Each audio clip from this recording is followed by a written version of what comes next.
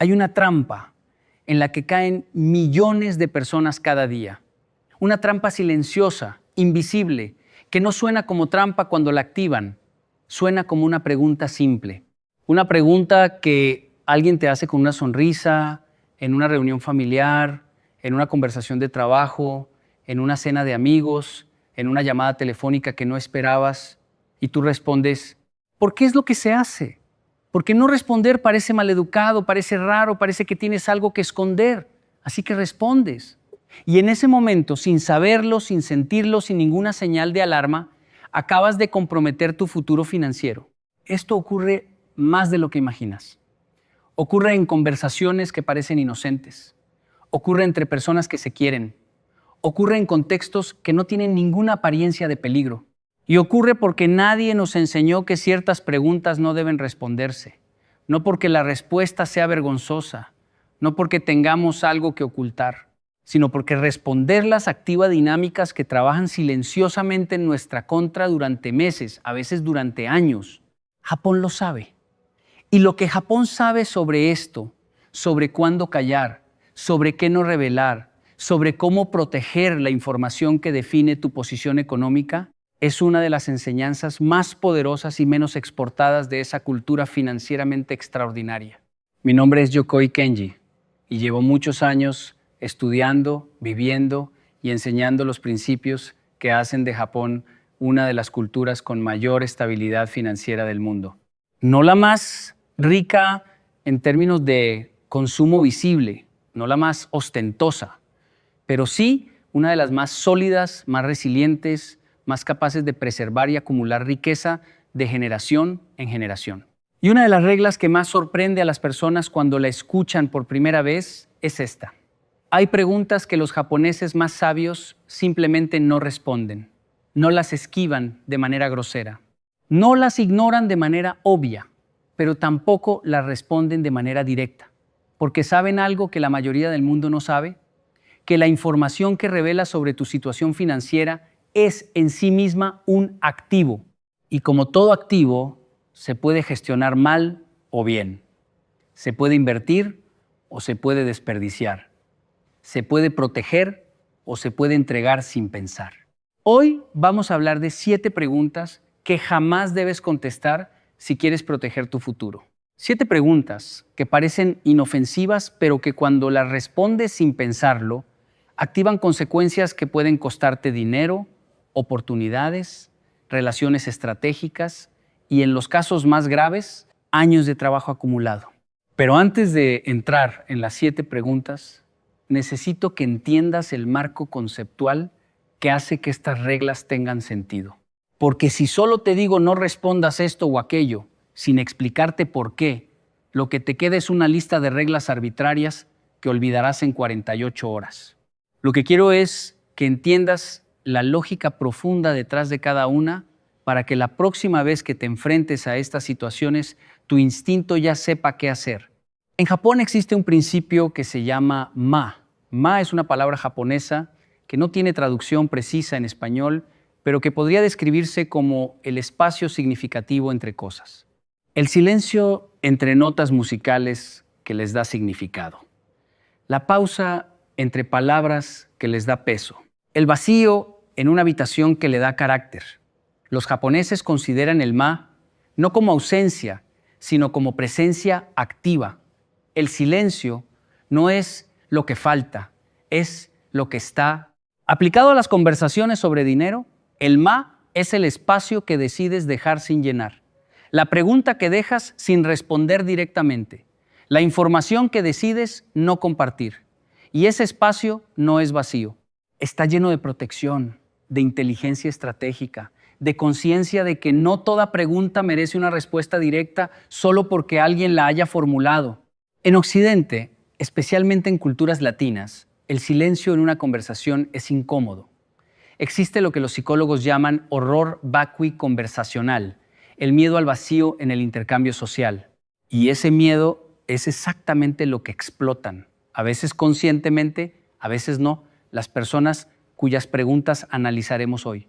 La presión social que genera una pregunta directa activa en la mayoría de personas un impulso casi automático de responder. Ese impulso es natural, humano, parte de nuestra programación social, pero puede ser enormemente costoso cuando la pregunta en cuestión busca información que te hace vulnerable. Los japoneses han cultivado históricamente una habilidad que los antropólogos llaman High Context Communication, comunicación de alto contexto.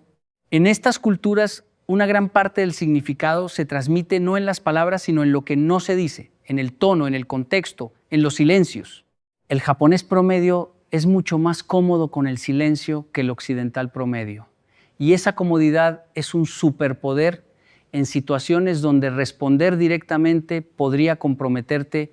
Lo que vamos a aprender hoy no es a ser evasivos ni manipuladores.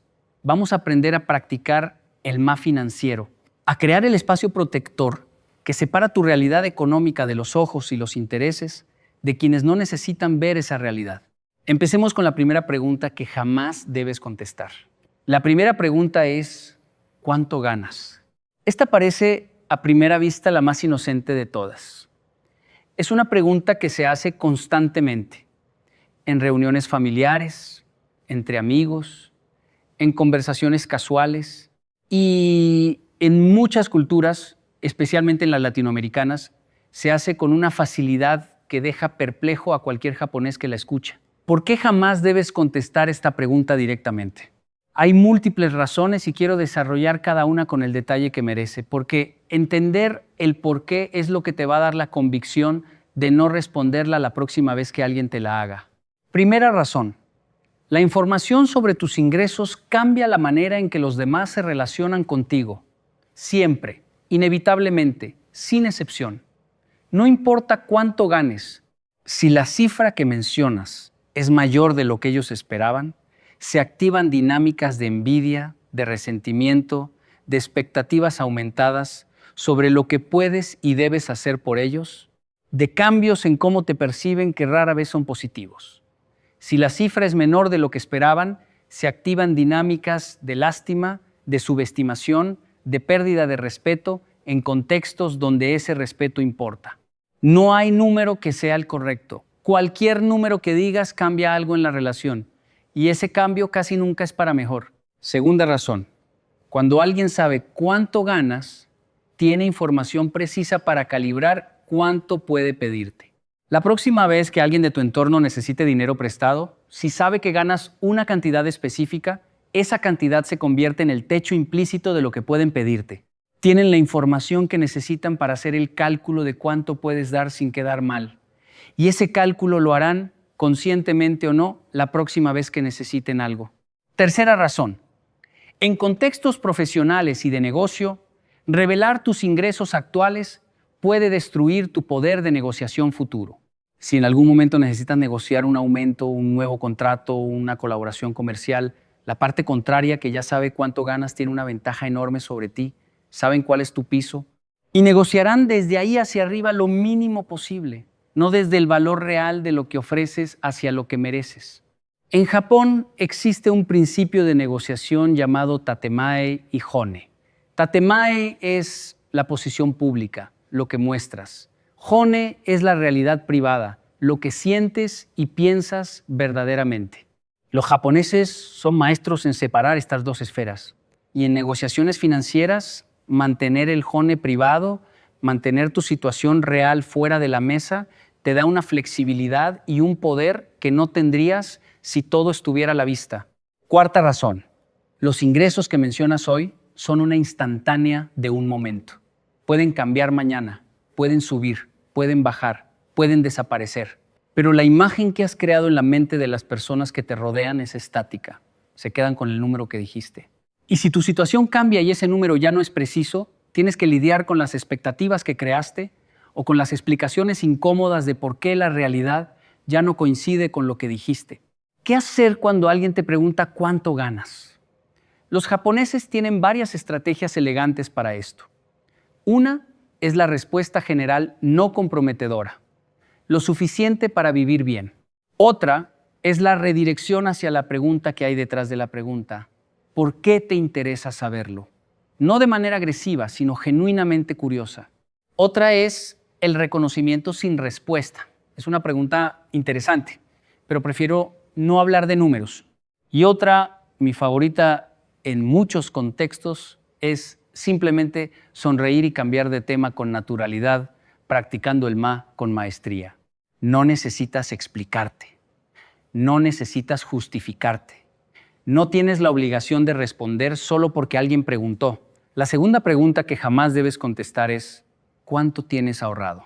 Esta es aún más invasiva que la primera, aunque a menudo se hace con el mismo tono casual, como si fuera una pregunta de conocimiento general sobre ti mismo que cualquiera tiene derecho a saber. No tiene derecho. Nadie tiene derecho a saber cuánto tienes ahorrado, ni tu mejor amigo, ni tu familia. En la mayoría de los casos, ni tu pareja, antes de que la relación haya alcanzado un nivel de compromiso y madurez suficiente para que esa información tenga un contexto de protección real. ¿Por qué? Porque tus ahorros son tu armadura. Son el capital que te da la capacidad de decir no cuando otros tienen que decir sí. Son lo que te da opciones cuando las circunstancias intentarían quitártelas. Son tu poder de negociación silencioso, tu margen de maniobra en momentos críticos, tu capacidad de aprovechar oportunidades que aparecen de improviso. Y cuando alguien sabe cuánto tienes ahorrado, tiene información sobre el tamaño de tu armadura, sabe cuánto puedes resistir, sabe cuánto poder real tienes detrás de tus decisiones. Y esa información puede usarse en tu contra de maneras que no siempre son obvias ni inmediatas. Permíteme ponerte un ejemplo muy concreto. Imagina que estás negociando la compra de algo importante, una propiedad, un coche, un servicio de alto valor. El vendedor o la parte contraria no sabe cuánto tienes disponible. Desde esa posición de información asimétrica, tú tienes poder. Puedes negociar como si el margen fuera pequeño, como si el precio estuviera en el límite de lo que puedes pagar, como si necesitaras un descuento para que la operación fuera viable. Pero si antes de esa negociación mencionaste en una conversación casual que tienes cierta cantidad ahorrada y esa información llegó de alguna manera a la parte contraria, el juego cambia completamente. Ya saben que puedes pagar más, ya saben que el margen existe y negociarán en consecuencia. El dinero que tienes ahorrado es una fortaleza. Las fortalezas funcionan exactamente porque el enemigo no sabe qué hay dentro. En Japón hay una práctica muy arraigada llamada Setsuyaku, que es el arte de la economía y el ahorro disciplinado. Los japoneses que practican Setsuyaku con mayor rigor son también consistentemente los más discretos sobre el resultado de esa práctica. No porque tengan vergüenza de ahorrar, al contrario, el ahorro es culturalmente valorado, sino porque entienden que revelar el resultado de sus ahorros destruiría parte del poder que esos ahorros les dan. La discreción sobre los ahorros no es modestia performativa, es inteligencia estratégica. Hay otro aspecto de este punto que quiero desarrollar y que tiene que ver con las relaciones familiares específicamente. En muchas familias, saber cuánto tiene ahorrado un miembro crea expectativas implícitas sobre quién debe pagar qué en situaciones colectivas. El que más tiene, paga más. Suena razonable en abstracto, pero en la práctica crea dinámicas de dependencia, de resentimiento, de expectativas que crecen con el tiempo y que eventualmente dañan tanto las relaciones como las finanzas del que tiene. Mantener la privacidad sobre tus ahorros es también una forma de proteger tus relaciones de las distorsiones que el conocimiento del dinero inevitablemente introduce. Quiero detenerme aquí un momento, porque lo que estamos hablando es importante y quiero que lo tengas presente. Escribe ahora mismo en los comentarios la frase que más te está impactando de lo que llevas escuchado, no al final del video. Ahora, antes de que lo termines, antes de que sigas con lo que tenías pendiente, antes de que este momento de claridad se mezcle con el resto del día y se diluya, el aprendizaje que se escribe se ancla. El que solo se escucha, se evapora. Escríbelo ya. Y si quieres ir mucho más al fondo de estos principios, tienes en la descripción acceso a mis ebooks.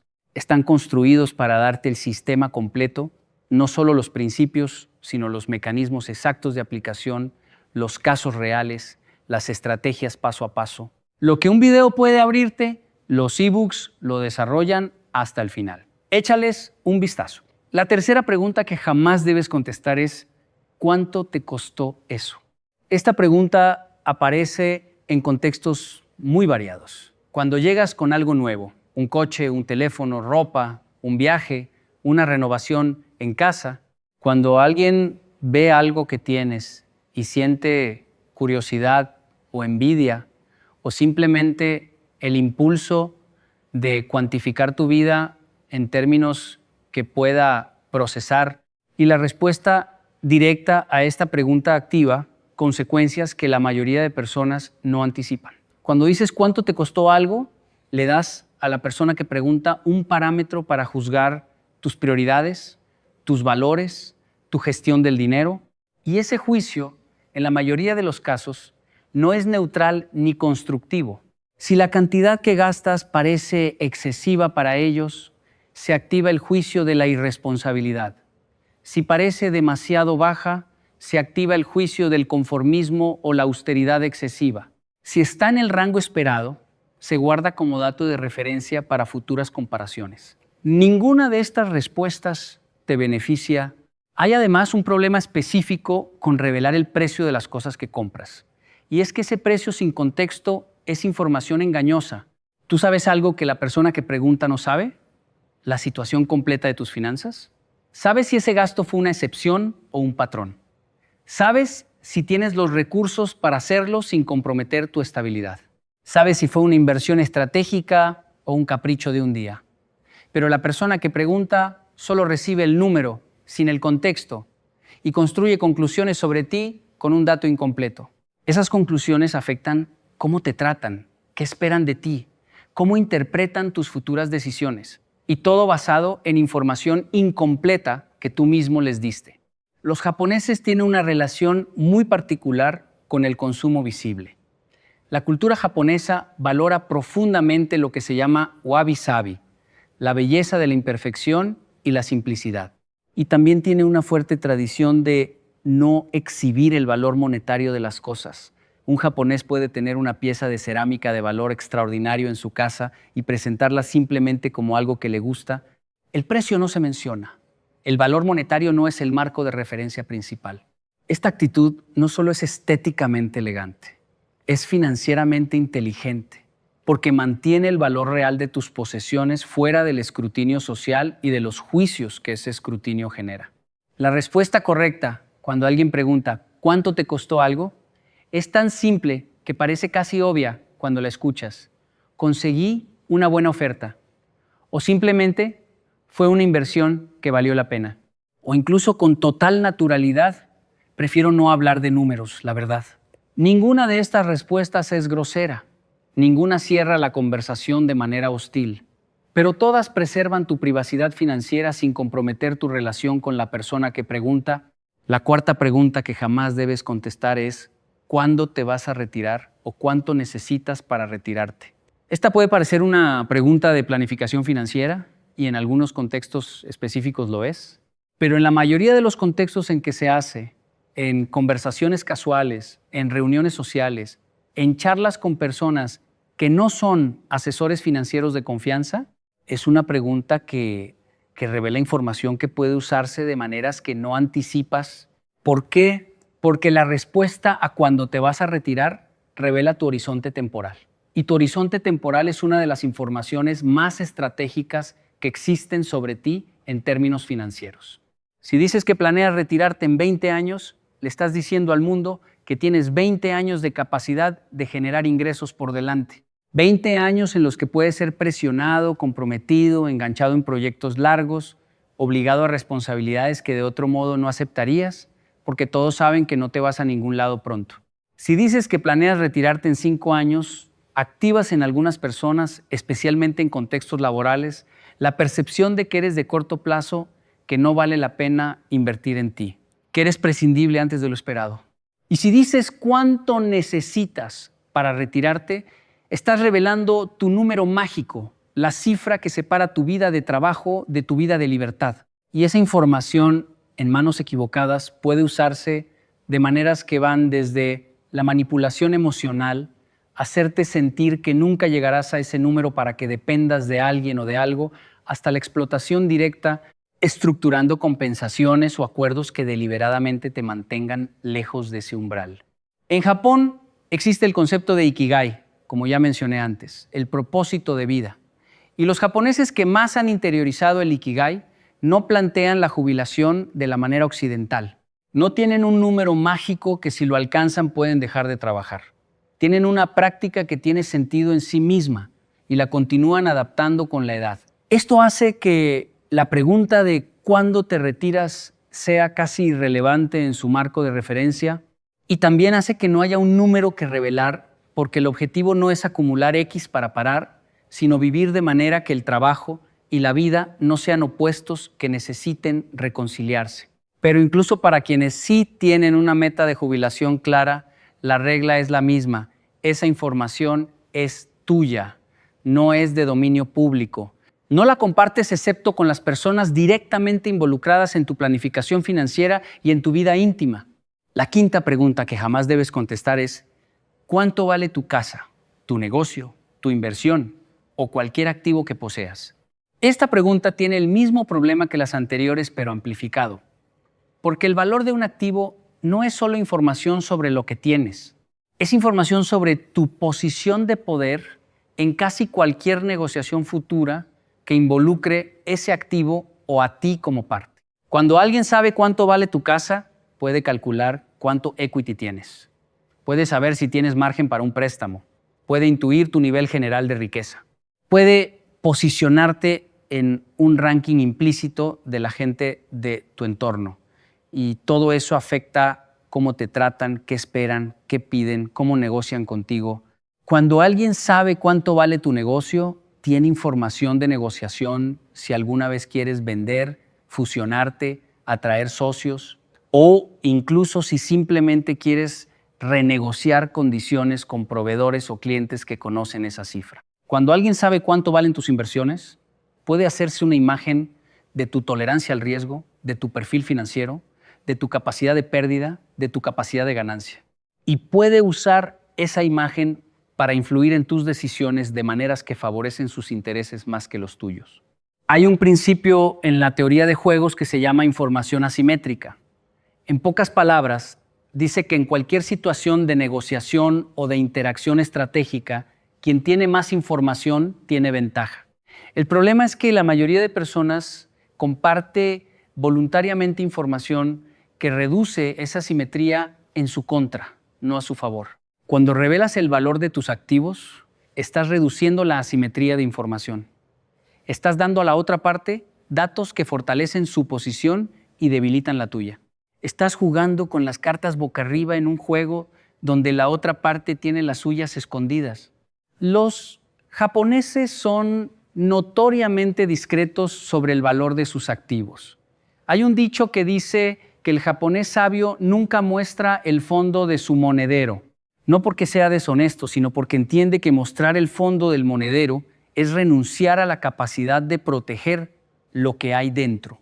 Proteger la información sobre el valor de tus activos no es engaño, es privacidad financiera.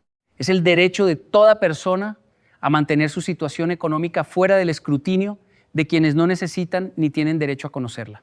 Hablando de proteger lo que construyes, si lo que estás escuchando hoy te está abriendo una manera diferente de pensar sobre tu dinero y tu información, en la descripción tienes mis ebooks. Hay uno en particular que desarrolla en profundidad los sistemas de privacidad financiera y de protección de activos, incluyendo estrategias que van mucho más allá de lo que podemos cubrir en un video. Son herramientas prácticas para aplicar desde hoy, no teoría abstracta. Están esperándote en la descripción. La sexta pregunta que jamás debes contestar es: ¿cuánto debes? ¿A quién le debes? ¿O cuáles son tus compromisos financieros pendientes? Esta pregunta puede venir disfrazada de muchas maneras. A veces es directa: ¿todavía estás pagando el crédito del coche? A veces es más sutil: ¿cómo vas con las finanzas después de lo que pasaste el año pasado? A veces es aparentemente empática: ¿estás bien económicamente? ¿Pude imaginar que ese periodo fue difícil para ti? Independientemente de la forma en que llegue, Revelar tus deudas o compromisos financieros pendientes a personas que no son directamente parte de esos compromisos es uno de los errores más costosos que puedes cometer. ¿Por qué? Porque la deuda es el indicador más directo de vulnerabilidad financiera. Cuando alguien sabe que debes dinero, sabe que estás bajo presión, sabe que tienes compromisos que cumplir. Sabe que hay momentos en que tu margen de maniobra es menor. Y esa información puede usarse para presionarte en exactamente esos momentos, ofreciéndote soluciones que son más convenientes para quien las ofrece que para ti. Hay personas que conscientemente buscan a quienes están endeudados para ofrecerles oportunidades de negocio que en condiciones normales no aceptarían. Hay prestamistas informales que buscan exactamente esa vulnerabilidad para ofrecer términos que aprovechan la urgencia. Hay empleadores que saben que un empleado con deudas es menos probable que reclame sus derechos o que rechace condiciones desfavorables. La información sobre tus deudas te hace predecible de maneras que te perjudican. Hay además una dimensión psicológica importante. Cuando compartes tus deudas con tu entorno, cuando alguien sabe que debes algo, esa persona tiene una versión de ti construida alrededor de esa fragilidad. Y esa versión de ti permanece aunque la situación cambie, aunque hayas pagado esa deuda, aunque tu situación financiera haya mejorado completamente. La imagen del que tenía deudas se queda e influye sutilmente en cómo te tratan, qué oportunidades te ofrecen, cómo te perciben en situaciones de confianza o de riesgo. En Japón, la deuda tiene una carga cultural muy específica. Es vista como algo serio, algo que compromete el honor, algo que debe manejarse con discreción y resolverse lo antes posible. No se habla de ella en público, no se menciona en conversaciones sociales. Es un asunto privado, casi sagrado en su privacidad, que corresponde exclusivamente a las partes involucradas. Esta actitud no es vergüenza de la deuda en sí misma. Es reconocimiento de que la deuda es información estratégica que pertenece a la esfera privada y que compartirla sin necesidad es un error de gestión, no una señal de apertura o confianza. Tus deudas son tuyas. Tu proceso de resolverlas es tuyo. El camino desde donde estás hacia donde quieres estar es tuyo. Y nadie necesita tener acceso a ese camino excepto las personas que están caminando contigo activamente hacia los mismos objetivos. La séptima pregunta que jamás debes contestar es posiblemente la más compleja de todas las que hemos discutido. La séptima pregunta que jamás debes contestar es ¿qué harías si tuvieras mucho dinero? ¿O qué harías si te tocara la lotería? Esta pregunta parece completamente inofensiva. Parece una conversación de fantasía, un juego imaginativo, algo que no tiene ninguna consecuencia real. Y precisamente porque parece inofensiva es cuando más guardia bajas al responderla. Pero lo que esta pregunta revela, cuando la respondes honestamente y con detalle, es tu mapa de valores y prioridades financieras. Revela qué es lo que más deseas, qué es lo que más te falta, qué es lo que más te importa. Y esa información es extraordinariamente valiosa para quien sepa usarla. Permíteme explicar esto con precisión. Cuando alguien te hace esta pregunta y tú respondes, por ejemplo, me compraría una casa más grande, ¿le estás revelando que la vivienda actual es una fuente de insatisfacción para ti? Cuando respondes, pagaría todas mis deudas, le estás revelando que las deudas te pesan y que la libertad de ellas es un deseo profundo. Cuando respondes, dejaría de trabajar, le estás revelando que tu trabajo actual no te da satisfacción suficiente. Cuando respondes, viajaría por el mundo, le estás revelando que tu vida actual tiene una falta de libertad o de experiencia que sientes. Cada una de estas respuestas es información sobre tu vulnerabilidad emocional y financiera. Y las personas que saben usar esa información pueden estructurar propuestas, ofertas, argumentos o simplemente conversaciones que apunten exactamente a esas vulnerabilidades. El vendedor que sabe que lo que más deseas es una casa más grande va a enfocar su argumentación de venta en eso. El jefe que sabe que lo que más deseas es dejar de trabajar va a estructurar tu compensación de manera que te mantenga justo por debajo del nivel de libertad que necesitarías para hacerlo. El amigo que sabe que lo que más deseas es saldar tus deudas va a pedirte dinero prestado de una manera que apele exactamente a esa necesidad de sentirte libre de compromisos. Estos escenarios pueden parecer extremos, pero la dinámica es real y opera constantemente en conversaciones que nunca identificamos como estratégicas porque parecen demasiado casuales para hacerlo. En Japón existe el concepto de musubi, que hace referencia a la conexión, el lazo, la vinculación entre cosas. En el contexto de la información personal, los japoneses más sabios entienden que revelar tus deseos más profundos es crear un musubi, un lazo entre tú y quien tiene esa información. Y ese lazo puede ser de confianza genuina, cuando la persona merece esa confianza. Pero puede ser también un lazo de vulnerabilidad cuando la persona tiene intereses que no coinciden con los tuyos. La regla no es que nunca hables de tus sueños ni de tus deseos. La regla es ser muy consciente de a quién le revelas ese mapa interior. Porque ese mapa es tu guía personal hacia tu propio futuro. Y compartirlo con quien no merece tenerlo es arriesgarte a que alguien más decida cómo usarlo. Estas son las 7 preguntas.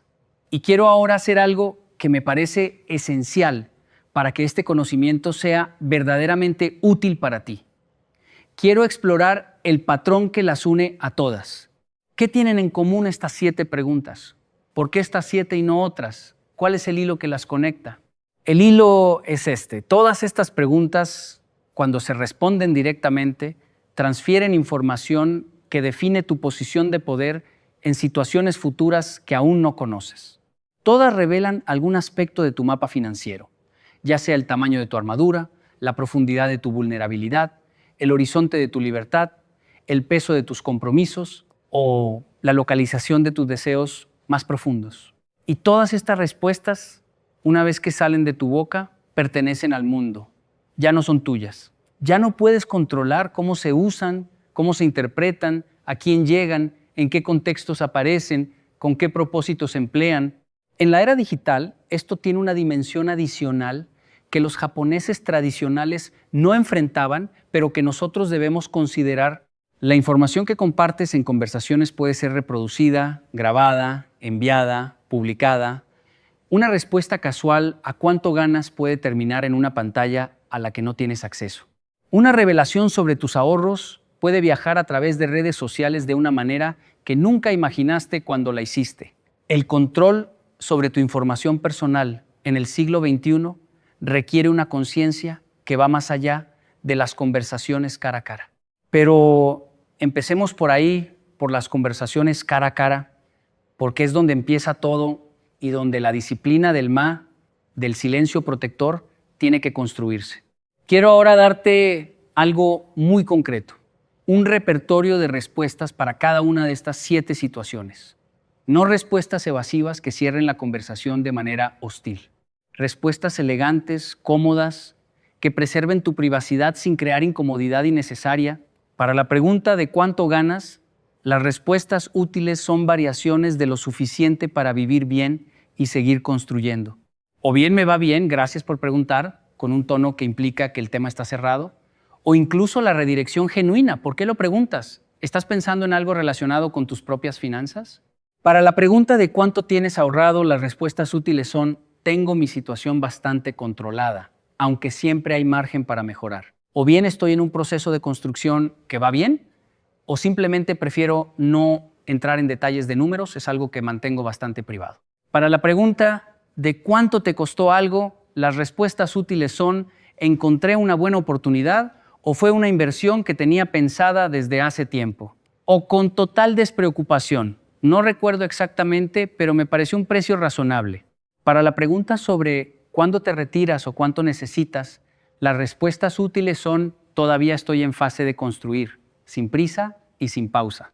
O no pienso tanto en retiro como en seguir haciendo cosas que tengan sentido para mí. O tengo un horizonte en mente, pero es algo que mantengo en mis planes personales. Para la pregunta sobre el valor de tus activos, las respuestas útiles son: el mercado tiene sus fluctuaciones, así que prefiero no fijarme mucho en valoraciones del momento. O son activos de largo plazo, no me enfoco en su valor presente, sino en lo que van a generar, o simplemente no lo tengo claro en este momento hay muchas variables. Para la pregunta sobre tus deudas o compromisos financieros, las respuestas útiles son: tengo mi estructura financiera bastante organizada, o estoy manejando mis compromisos según mi plan. O eso es algo que prefiero mantener en mi esfera privada, si no te importa. Y para la pregunta sobre qué harías con mucho dinero, las respuestas útiles son: me lo tomaría con calma. Hay tantas opciones que prefiero no precipitarme ni en la imaginación.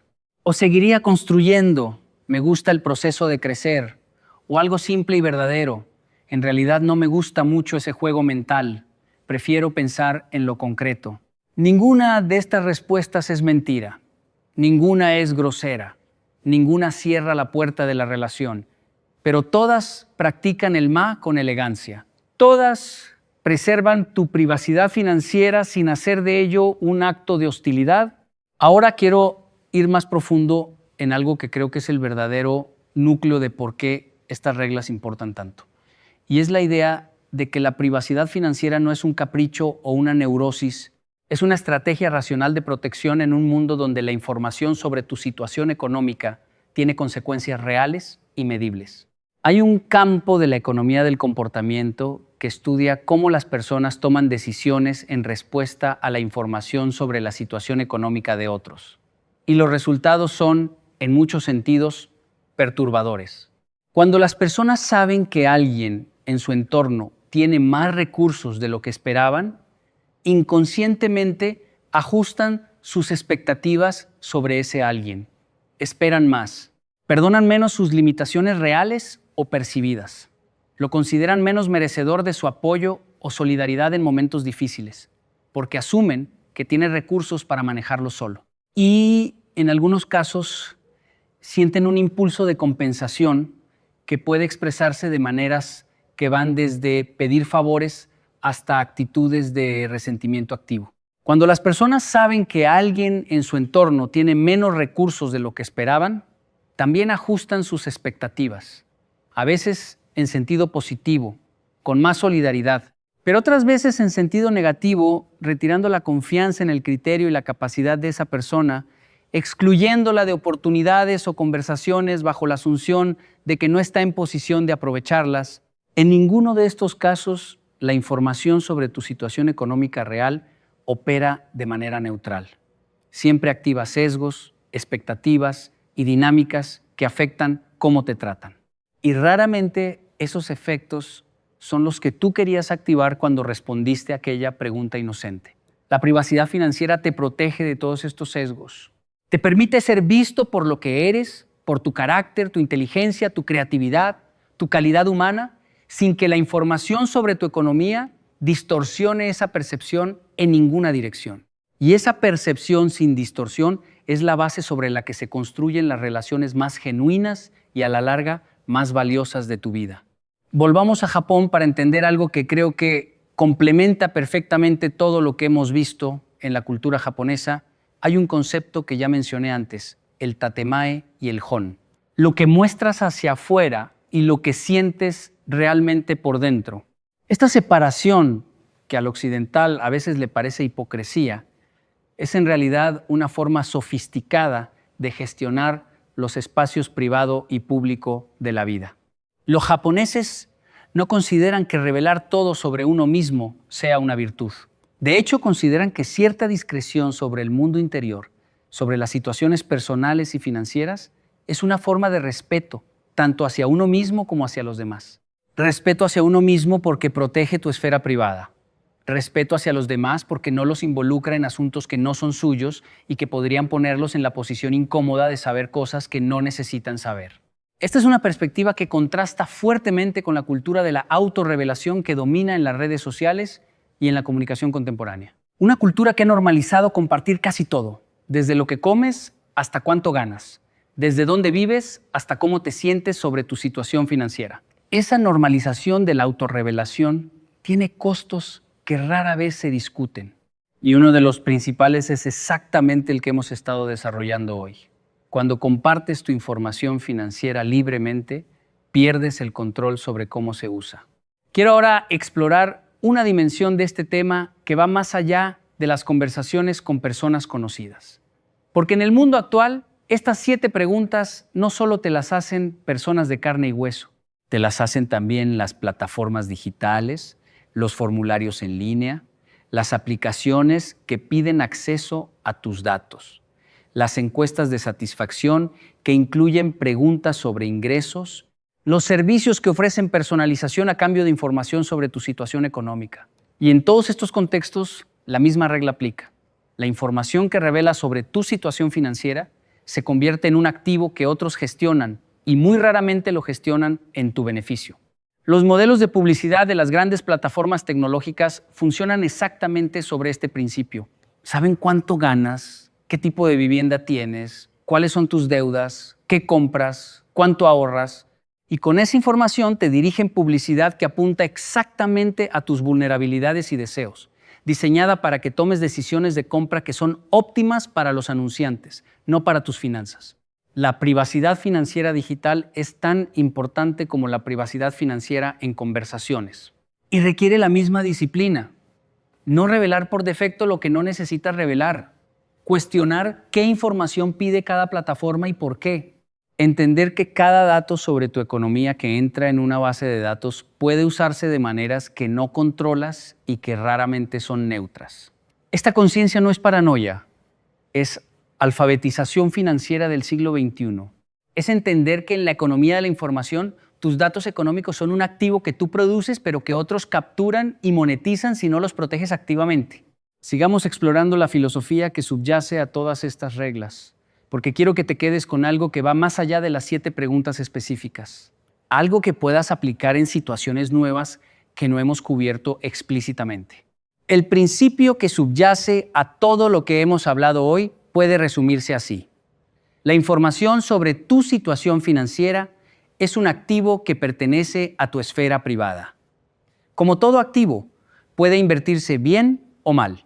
Invertirla bien significa compartirla solo con quien tiene el contexto, la confianza y el alineamiento de intereses para usarla de manera que te beneficia.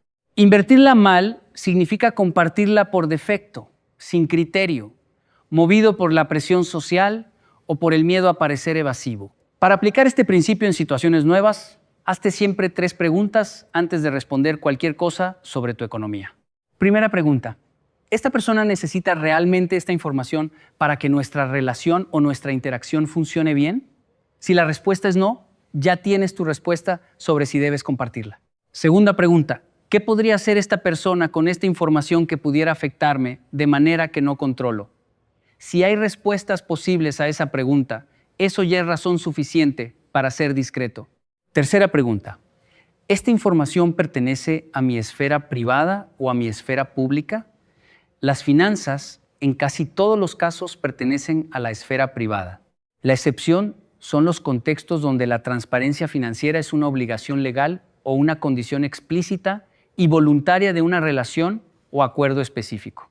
Estas 3 preguntas, tomadas como hábito, te dan un filtro consistente para gestionar tu privacidad financiera sin tener que memorizar listas de situaciones específicas. Ahora quiero hablar de algo que es, en mi experiencia, el mayor obstáculo para aplicar estas reglas.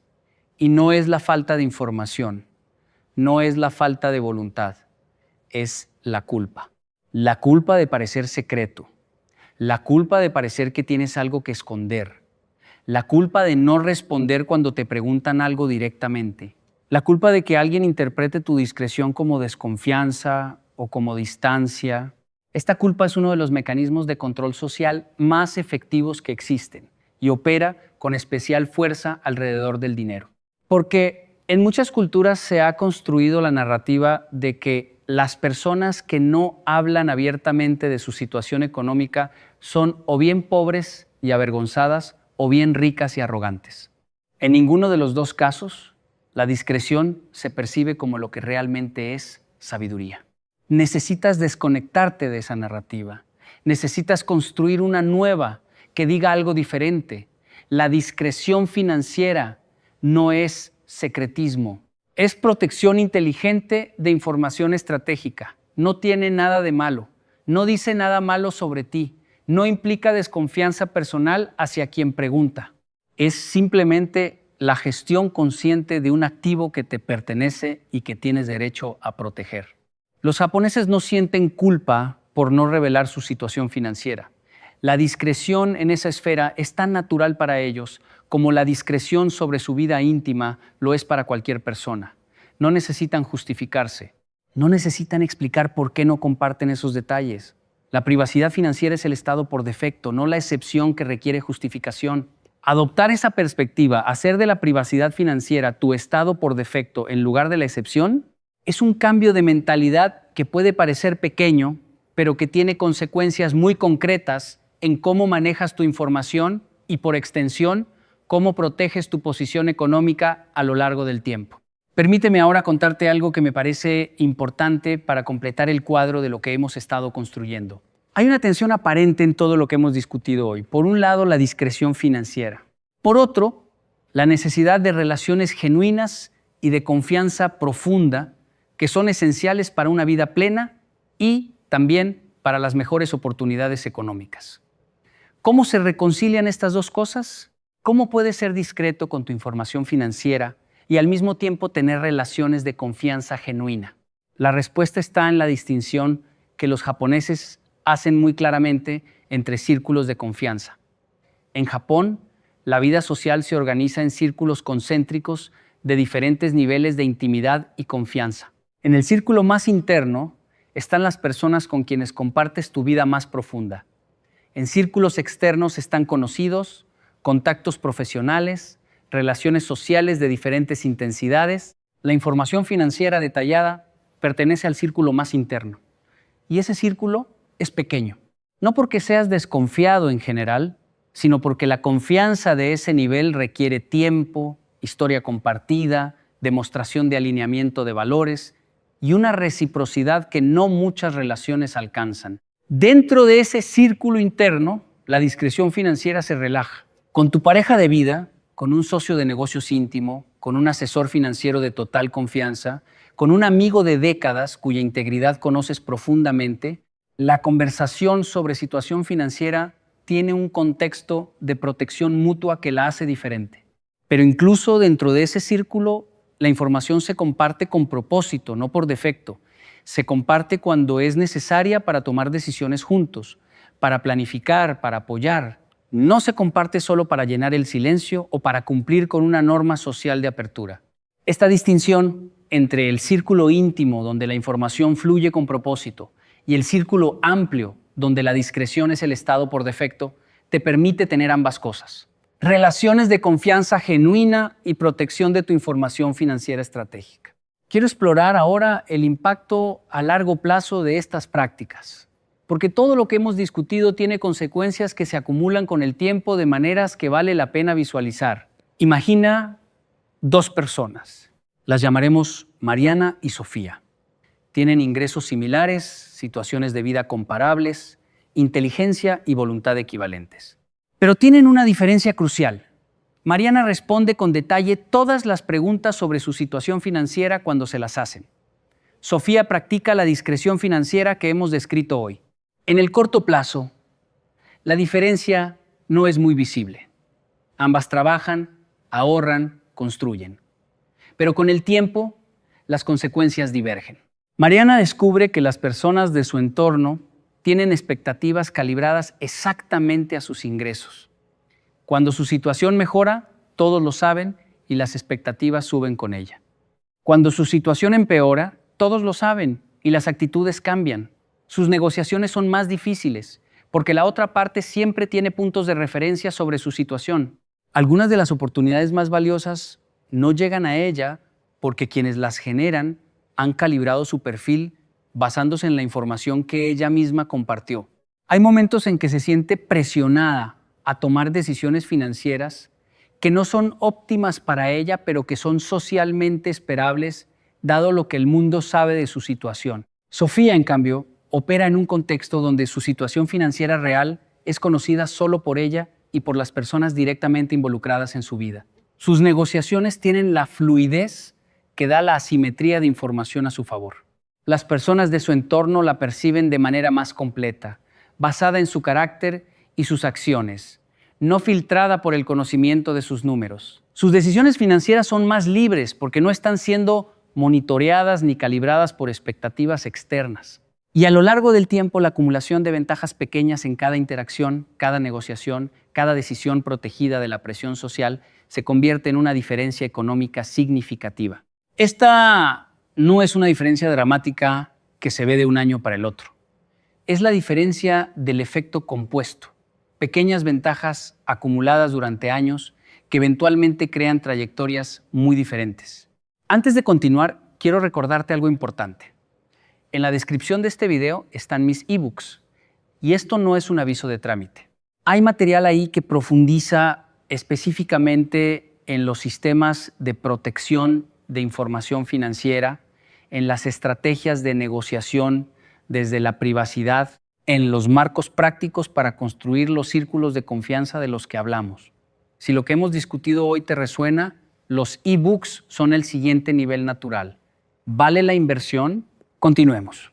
Quiero hablar ahora de algo que me parece igualmente importante que saber qué no responder, y es saber qué sí decir en lugar de responder directamente.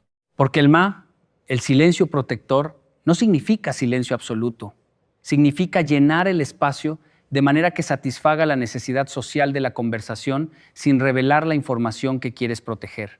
En japonés existe el arte de la conversación indirecta, que se llama mawashite iu, que podría traducirse como decirlo dando la vuelta. No es mentira ni evasión hostil, es la habilidad de comunicar lo suficiente para mantener la conversación fluida sin revelar lo que no necesita revelarse. Esta habilidad tiene 4 componentes prácticos que puedes desarrollar. El primero es la generalización productiva. En lugar de dar cifras específicas, das rangos o categorías. En lugar de decir, gano exactamente esta cantidad, dices, me va bien o estoy en un rango que me permite vivir tranquilamente. La generalización satisface la curiosidad sin dar información precisa que pueda usarse en tu contra. El segundo es la redirección genuina. En lugar de responder la pregunta que te hicieron, respondes la pregunta que hay detrás de la pregunta. Si alguien pregunta ¿cuánto ganas?, la pregunta real detrás de esa pregunta suele ser si estás bien, si eres exitoso, si mereces el respeto que implica cierto nivel económico. Puedes responder esa pregunta real sin tocar el número. Estoy construyendo algo sólido, me siento bien con lo que tengo y hacia dónde voy. El tercero es el reconocimiento sin detalle. Reconoces que la pregunta existe y que entiendes por qué alguien la hace, pero señalas que es un área que prefieres mantener privada. Eso es información sobre ti que tiendo a mantener bastante privado, espero que lo entiendas. En la mayoría de los casos, dicho con calma y sin defensividad, esto es perfectamente aceptable. El cuarto es el humor desarmante. En situaciones donde la pregunta no viene de una intención claramente estratégica, sino de simple curiosidad social, una respuesta ligeramente humorística puede resolver la situación sin crear tensión, lo suficiente para no morirme de hambre y para permitirme algún capricho de vez en cuando.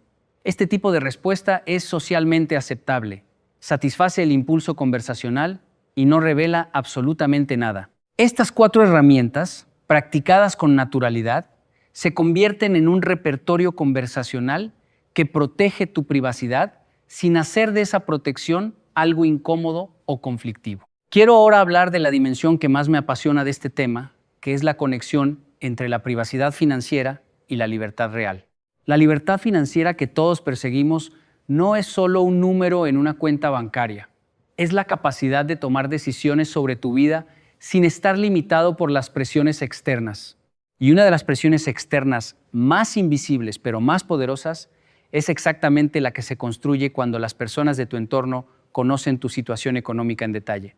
Cuando todos saben cuánto ganas, tus elecciones de vida se someten implícitamente al escrutinio de lo que se espera de alguien con esos ingresos.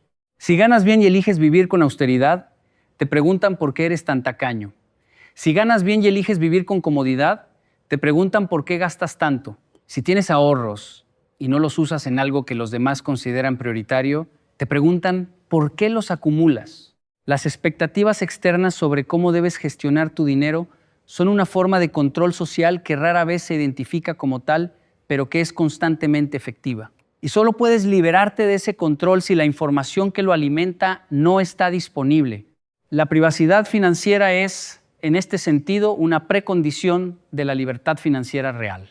No puedes ser verdaderamente libre con tu dinero mientras todo el mundo sabe cuánto tienes y espera que lo gestiones de acuerdo con sus expectativas. Los japoneses más prósperos que conozco y que he estudiado tienen esta característica en común. Nadie a su alrededor sabe exactamente cuánto tienen. Sus vecinos no lo saben, sus amigos no lo saben. A veces sus familiares cercanos tampoco lo saben con precisión. Y esa ignorancia colectiva sobre su situación real les da una libertad de movimiento, una capacidad de tomar decisiones basadas en su propio criterio en lugar de en las expectativas de los demás, que es en sí misma uno de sus activos más valiosos. Hay un proverbio japonés que dice: el clavo que sobresale recibe el martillo. Culturalmente, esto se aplica a muchos contextos de la vida social japonesa, pero en el contexto financiero tiene una interpretación muy específica y muy útil. No te hagas visible por tu situación económica porque la visibilidad atrae fuerzas que prefieren que no sobresalgas.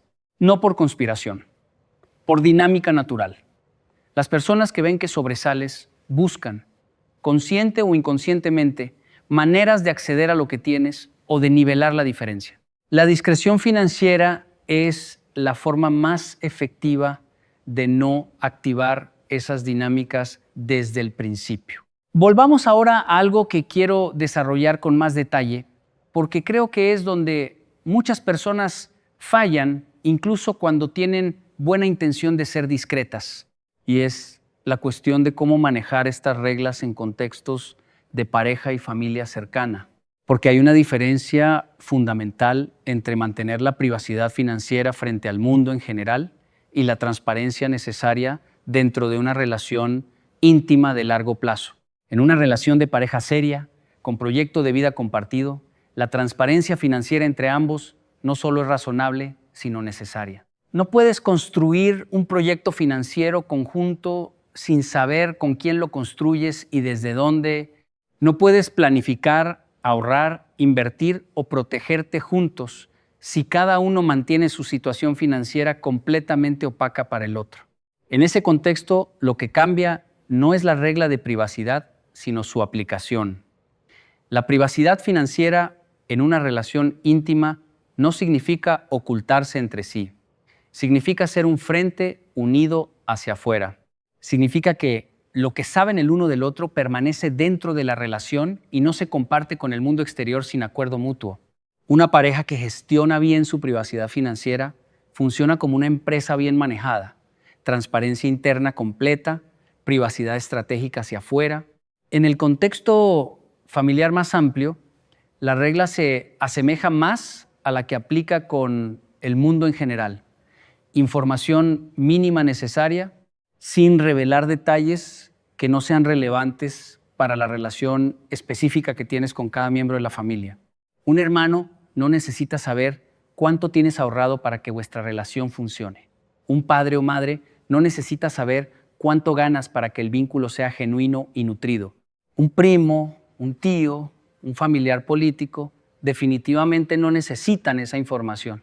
La familia, en muchos casos, es donde la presión para revelar información financiera es más intensa y es también donde las consecuencias de hacerlo pueden ser más duraderas y más difíciles de manejar. La regla del MA financiero es especialmente importante en contextos familiares, precisamente porque el afecto real y las expectativas poco realistas coexisten de manera especialmente intensa en esos espacios. Hay algo más sobre el contexto familiar que me parece importante mencionar. En muchas familias existe una cultura del balance compartido, donde se asume que si uno tiene más, debe dar más, y que la información sobre quién tiene, cuánto es de interés legítimo del colectivo familiar, esta cultura tiene raíces históricas comprensibles, especialmente en contextos donde la supervivencia dependía de la solidaridad del grupo. Pero en el contexto de las finanzas personales en el mundo moderno, Esta cultura puede ser extraordinariamente dañina para quienes construyen con disciplina y son presionados a compartir todo lo construido sin criterio. No estoy diciendo que no ayudes a tu familia. Estoy diciendo que la decisión de cuánto ayudar, a quién, cuándo y de qué manera debe ser tuya, tomada desde tu criterio y tu análisis, no forzada por las expectativas que se generan cuando tu situación financiera se conoce en detalle. La privacidad financiera te da el poder de ayudar cuando eliges hacerlo, no cuando te presionan a hacerlo. Y esa diferencia entre dar desde la elección y dar desde la presión es la diferencia entre la generosidad sostenible y el vaciamiento progresivo. Quiero cerrar este video con algo que me parece fundamental para que todo lo que hemos discutido se integre de manera completa y coherente. Hemos hablado de 7 preguntas que no debes responder. Hemos explorado los mecanismos por los cuales responderlas puede comprometer tu posición financiera. Hemos discutido estrategias concretas para gestionar esas situaciones con elegancia. Y hemos explorado la filosofía más profunda que hace que estas reglas sean parte de un sistema de pensamiento coherente y poderoso. Pero quiero asegurarme de que el mensaje que te llevas no sea uno de paranoia o de desconfianza generalizada hacia el mundo, porque ese no es el mensaje de la sabiduría financiera japonesa. Ese no es el mensaje del Ma. El mensaje es este. Tú tienes el derecho y la responsabilidad de gestionar tu información financiera de manera consciente e inteligente, no como un acto de defensa contra un mundo hostil, sino como una expresión de respeto por el trabajo que representó construir lo que tienes, por el futuro que estás construyendo y por la libertad que mereces tener sobre las decisiones de tu propia vida económica.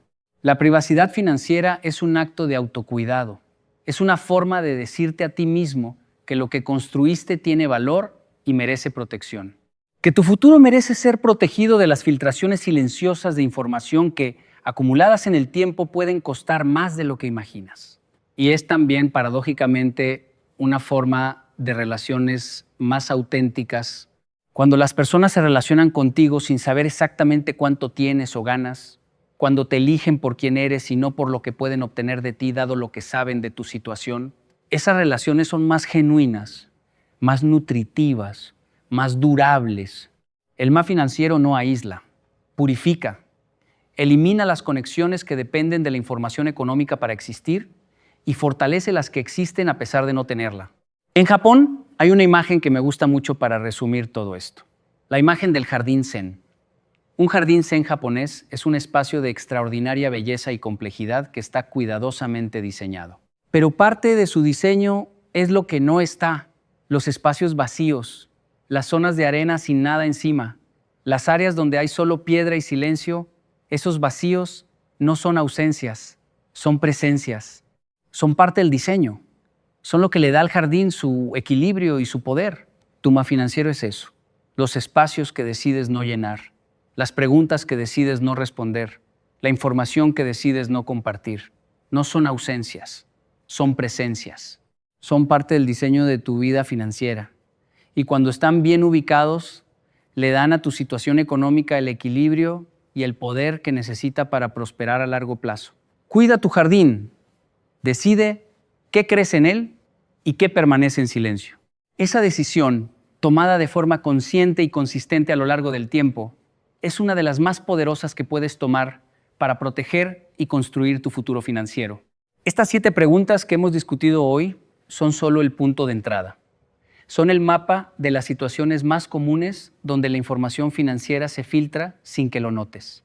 Pero el principio que las unifica se aplica a muchas otras situaciones que irás reconociendo tú mismo a medida que practiques el Ma con mayor conciencia. La próxima vez que alguien te haga una pregunta sobre tu dinero, sobre tus activos, sobre tus deudas, sobre tus planes financieros, sobre tus deseos económicos, antes de responder por defecto, haz una pausa. Practica el Ma por un segundo. Pregúntate si esta persona necesita esta información. Pregúntate qué podría activarse si la compartes. Pregúntate si pertenece a tu esfera privada o pública. Y si la respuesta a cualquiera de esas preguntas te da razón para ser discreto, sé discreto. Con elegancia, con amabilidad, con la firmeza tranquila del que sabe por qué lo hace, Esa práctica, convertida en hábito, te dará con el tiempo una protección silenciosa pero poderosa sobre tu futuro financiero. Una protección que no requiere más ingresos, ni más inversiones, ni más conocimiento técnico. Solo más conciencia y más voluntad de ejercer el derecho que ya tienes de mantener privado lo que es tuyo. Y ese es quizás el mayor regalo que la sabiduría financiera japonesa tiene para ofrecerte hoy. Nos vemos en el próximo video. Pero antes de cerrar, en la descripción están los ebooks. Y si llegaste hasta aquí, si este video te sostuvo durante todo este tiempo, hay algo en ti que quiere ir más profundo. Los ebooks son exactamente eso, la profundidad que un video no puede alcanzar. Sistemas, estrategias, casos, marcos de aplicación, todo lo que necesitas para pasar de entender estas ideas a vivirlas. Están ahí. Échales un vistazo antes de que se te olvide.